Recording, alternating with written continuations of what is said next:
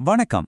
இன்னைக்கு நாம எதை பத்தி பார்க்க போறோம்னா எல்ஐசியோட ஒரு புத்தம் புது பிளான் ஜீவன் உத்சவ். இதுல என்ன இருக்கு, யாருக்கெல்லாம் இது செட் ஆகும்னு டீடைல்டா ரொம்ப சிம்பிளா பார்க்கலாம் வாங்க. நம்ம எல்லாருக்குமே மனசுல ஒரு ஆசை இருக்கும் இல்லையா? நம்ம குடும்பத்தையும் நல்லா பார்த்துக்கணும், அதே நேரத்துல நமக்கும் நம்ம கடைசி காலம் வரைக்கும் ஒரு வருமானம் வந்துட்டே இருக்கணும்னு. அப்படி ஒரு வழி இருந்தா எப்படி இருக்கும்? வாங்க அத பத்தி தான் இன்னைக்கு பார்க்க போறோம்.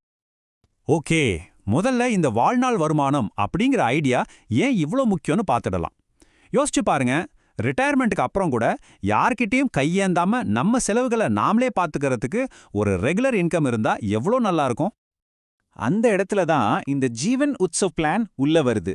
இது வெறும் ஒரு இன்சூரன்ஸ் பிளான் மட்டும் இல்லைங்க, இது ஒரு காம்போ மாதிரி. சேமிப்பும் இருக்கு, லைஃப் இன்சூரன்ஸ் கவரும் இருக்கு. அதாவது உங்க பணமும் வளரும், உங்க உயிருக்கும் ஒரு பாதுகாப்பு கிடைக்கும்.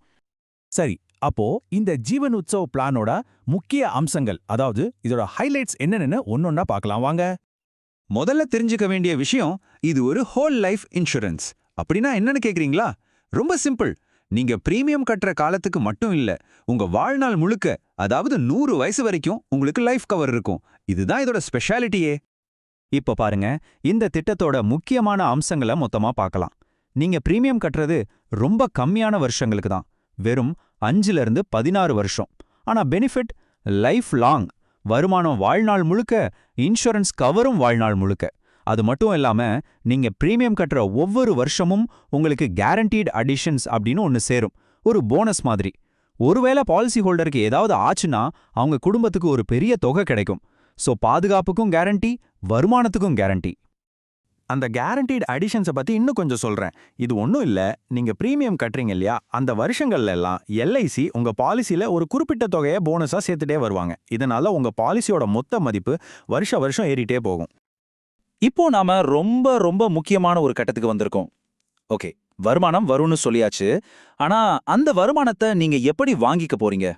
அதுக்கு உங்க கையில 2 சூப்பரான ஆப்ஷன்ஸ் இருக்கு.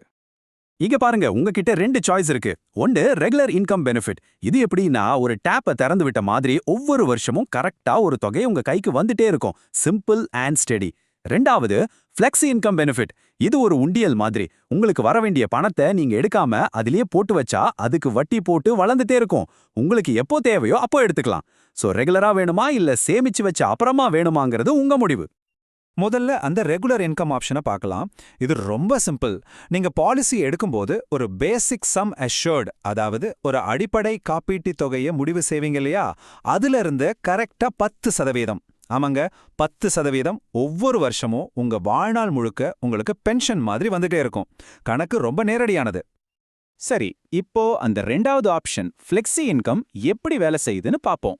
இங்க உங்களுக்கு வரவேண்டிய அந்த 10% பணத்தை எல்ஐசி உங்களுக்கு கொடுக்காம உங்க பேர்ல ஒரு கணக்குல போட்டு வைப்பாங்க.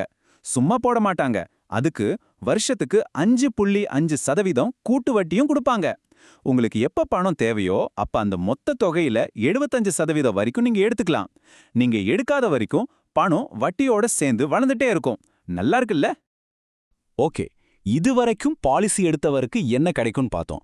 இப்போ நம்ம குடும்பத்தோட பாதுகாப்பு, அதுதானே ரொம்ப முக்கியம்.